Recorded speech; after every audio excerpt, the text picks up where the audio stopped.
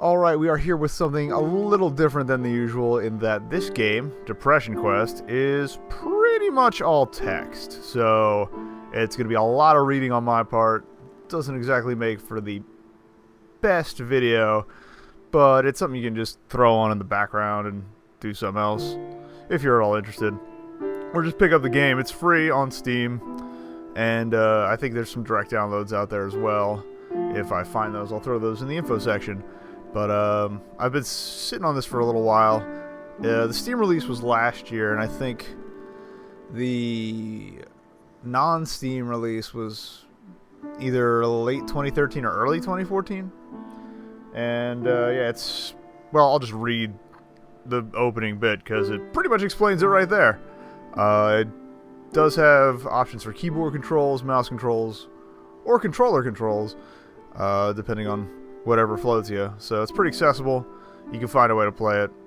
I think all it really requires is that you're able to read English. So here we go.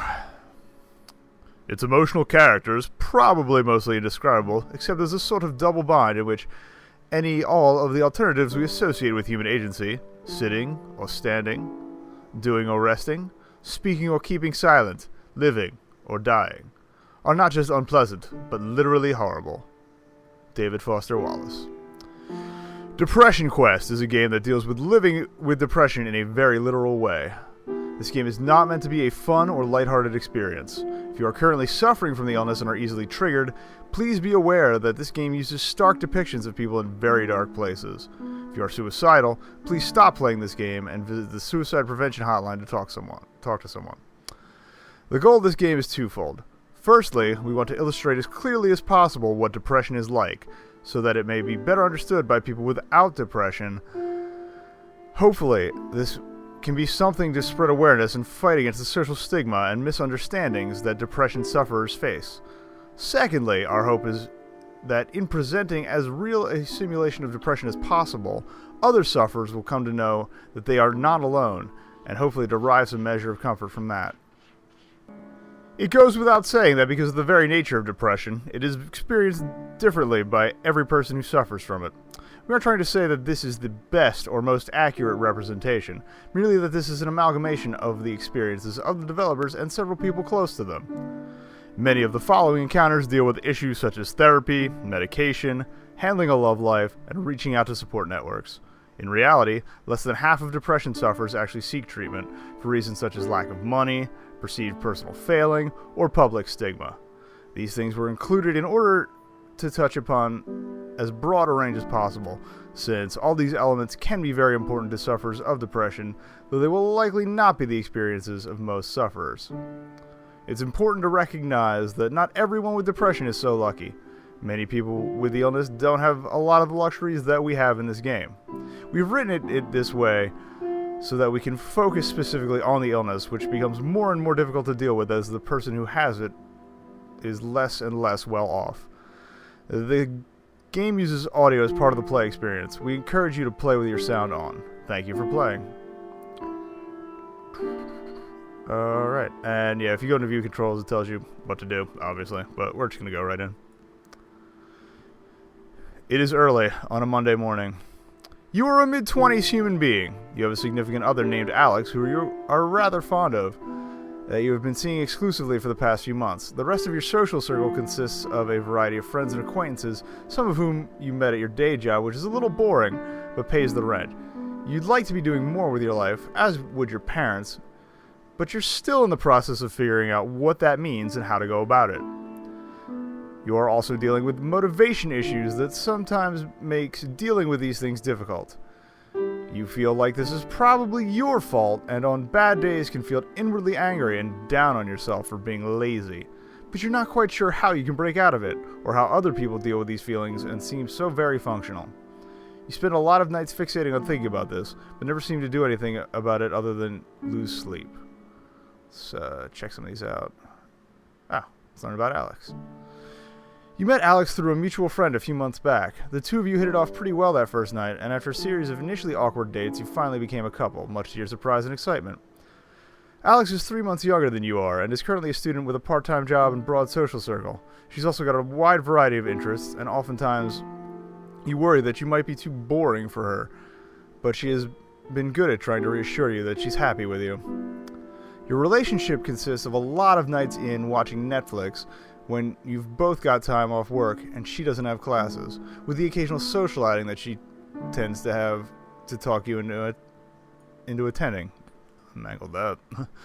She tries to be understanding when you are in one of your moods, as she puts it, though you are starting to feel like she doesn't understand what it's like for you, and this is a source of tension in your relationship. Coupled with your reluctance to want to go to college parties, this feeds your worry of not being exciting enough for them. Let's check out the social circle. Your social circle is made up of a few close friends, some of which you've known from high school and some from jobs that you've worked. You've also made various acquaintances through reluctantly going to social events with Alex, and you keep in touch with a few friends of friends that you occasionally run into. You also have several online friends that you talk to regularly that you feel less guarded with, possibly due to communicating from the safety of being behind the keyboard. You enjoy the low commitment of the friendships, since they don't expect very much of you other than to listen and share personal thoughts and experiences. Despite the low commitment, you feel fairly connected with these people and tend to be more honest with them than people you interact with in real life on a day-to-day basis. You feel incredibly nervous trying to make new friends on your own and are very good at talking yourself out of going to unfamiliar places or larger social engagements, regardless of how much you may actually want to attend. Meeting new people stresses you out to a high degree, and this is something you wish you could work past. You admit you have a bad habit of flaking on social engagements, even with longtime friends, and are puzzled as to why some days you just can't force yourself to go see these people that you really do care about. Those that have stuck around long enough to be that close with you understand that this is a thing you sometimes do, and have seemed more or less accepting of it, even though they chide you for it on occasion. However, you've had friends in the past give up trying to maintain a friendship with you because of this trait, taking your social anxieties as a personal slight, or eventually getting tired of everything to track you down all the time. You feel incredibly guilty about this, but are not quite sure how to change. Take out the day job. You have a day job, which you feel is really nothing special. You started out receiving minimum wage, but have stayed around long enough to be making enough to support yourself. The work is dull and unrewarding, and most days you feel like just about anyone could do it. You have a hard time relating to most of your coworkers, so you mostly keep to yourself and get the work done while you're there. There are one or two people you chat with, though you wouldn't consider yourself close to them. A lot of days lately, you have a really hard time getting out of bed and forcing yourself to go in. You're starting to wonder how long you can keep this up. You'd really like to find another job in your field of interest, but feel like you are underqualified every time you look at online job postings. Sometimes, you think about going back to school, but you would be unsure how you'd be able to support yourself and wonder if the degree would really help anyway. And your parents. You're one of the few people you know of whose parents never got divorced, but you do wonder if they still love each other sometimes. You have an older brother named Malcolm who has moved across the country with his wife to work at a high-paying job. Every major holiday that you see him at, you feel a bit jealous and like the lesser kid despite being genuinely happy to see him. You feel very ashamed of these feelings. Your parents genuinely care about you. This often involves inviting you back to your childhood home for dinner, though your mother thinks you never visit quite enough. But you get the impression they don't fully understand you. They want to see you succeed and don't know why you haven't gone farther in life yet because you're so smart and talented. Anytime you've tried to talk to them about your motivation issues, they tell you that the solution is simply to work harder or want it more. Your father is generally more forgiving of your lack of a career path, while your mother seems to think you're too smart to be in the position you're in. You know they love you and that they're not bad people, but you really feel like a big disappointment sometimes. Alright, moving on to next. It is on a seasonably warm Wednesday evening. You've spent the last several hours at work. The past week or so, you've found your job motivation flagging even more so than usual. You've been in a fog practically all day today, simply going through the motions without realizing even what you've been doing half the time, and yet time seemed to be moving at half speed. You're so checked out that when your boss approaches you to tell you that it's dead and you can go home early, it barely registers. As you walk home, the streets hiss from the recent rainfall. You know that your significant other will be in classes until late, another couple hours at least. You briefly consider using the serendipitous solitude to catch up on that project that you've been working on haphazardly for the past few months. As soon as you think about the work that awaits you at home, you can feel the panic creeping in from the back of your brain, unbidden. All you can think about is how incredibly far behind you are, and the amount of work seems nothing less than insurmountable. By the time you arrive home and change out of your uncomfortable work clothes, the stress is weighing down on you like a heavy, wet wool blanket. The computer seems to be staring you down from your desk. You want to sit down and work, but the mere thought of trying to work sends your stress levels flying. More than anything, you feel suddenly and absolutely exhausted, and a strong desire to simply hide in bed. We'll go to the choices in a second. What's the project? A while back, you and some of your older friends were out at a bar catching up. After liquefying considerably more of your paycheck than was perhaps responsible, and ending up thoroughly in your cups, you open up to the only people you really consider yourself close, and end up launching into a drunken tirade about the meaninglessness of your utterly menial job and ultimately your own existence. Having never really seen you in such a state before, your friends were briefly taken aback by your sudden uncharacteristic outburst. One of your friends suggested that you get involved with your hobby on a more regular long-term basis, suggesting that spending your energy on something you actually care about might help you to better cope with the shittiness of your 9-to-5.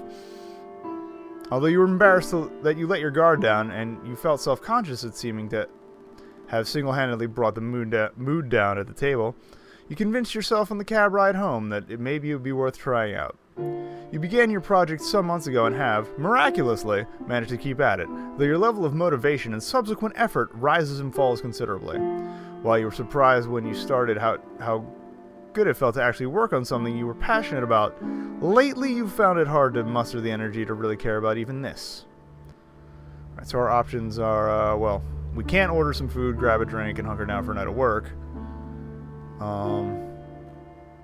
Actually, it explains why. You are depressed. Interaction is exhausting, and you are becoming more and more withdrawn. You are not currently seeing a therapist. You are not currently taking medication for depression. Alright? So we can reluctantly sit down at your desk and try to make yourself do something. Turn on the TV, telling yourself that you just need a quick half hour to wind from work. Or crawl into bed. You're so stressed and overwhelmed that you can possibly accomplish anything anyways. I'm gonna go for the TV. That's usually my out. Just a half hour of TV, you tell yourself, absently grasping for the remote. You don't so much sit down on the couch as sink into it. You turn on the TV and start going through your usual channel routine. After a few cycles of this, you realize that you're really not doing much more than thumb calisthenics and absently killing time. You check the clock and see that over 20 minutes have already passed since you sat down. As your self-imposed time limit creeps ever nearer, you become more and more anxious. You stand up and walk to the fridge, telling yourself, I'll just make a quick sandwich and get to work after that. Can't be productive on an empty stomach, right? As you eat, you start pacing around your apartment, heading past your bedroom in the process. You stop in the doorway, as if physically unable to cross the threshold. Familiar waves of exhaustion start racking you, and you feel simultaneously tired and panicked. You close your door and head back to the couch. It's still early yet, you tell yourself. As long as I get to work in an hour, I'll have plenty of time to be productive. As you flip channels and let the CSI and Jeopardy reruns wash over you, you sink deeper into the couch, feeling at once encroached upon and shielded by being quite literally swallowed up by it. As the second hour draws near, sure enough, you find yourself getting anxious and jittery. You repeat the fridge-paced couch process a couple more times before you look at the clock and realize that several hours have passed, and, not surprisingly, you've managed to get no work done. You crawl into bed, acutely aware of the fact that you have work in the morning and that any opportunity you had to catch up on your own creative endeavors today was squandered. You're feeling so disgusted with yourself that when Alice calls to talk to you on her way home from class, you simply say you had a really rough day at work and you're trying to rest up before your shift tomorrow. She says she understands and wishes you a good night, though you can't help but notice that she sounds slightly disappointed. Ironically, the stress of potentially upsetting your partner compounds with the stress of not having gotten anything done this evening and the stress of having to go into work tomorrow. The buzzing of anxiety in your brain melts together with your body's utter physical exhaustion, and you sink into a semi-hypnagogic, anxious funk, too tired to try and work, but too anxious to fall asleep for several hours.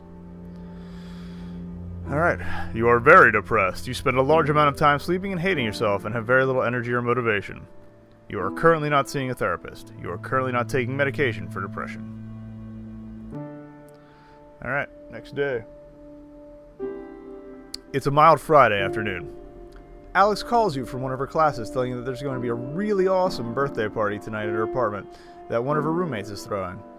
You've hung out with this roommate a few times with Alex, and you get along well enough but aren't particularly close. You don't have work in the morning and have nothing else in particular to do tonight. You're feeling kind of run down, but you have been fatigued most of the time lately. You mention that you're feeling ill because you're not sure how else to explain those feelings to someone else, and say that you aren't sure that you can make it tonight. There's a second of silence over your phone, but you can swear you can hear the sound of your partner's face fall. She tries to convince you anyway. You haven't seen her this week, and she sounds pretty insistent that you come over. She even drops a few suggestively worded hints that you can stay over with them tonight after the party. What do? Well, apparently we cannot shake off our funk and go have a good time with a girlfriend. And we can agree or say that you're not feeling well. And we are still in the same status as last time. I would probably agree to go in this case.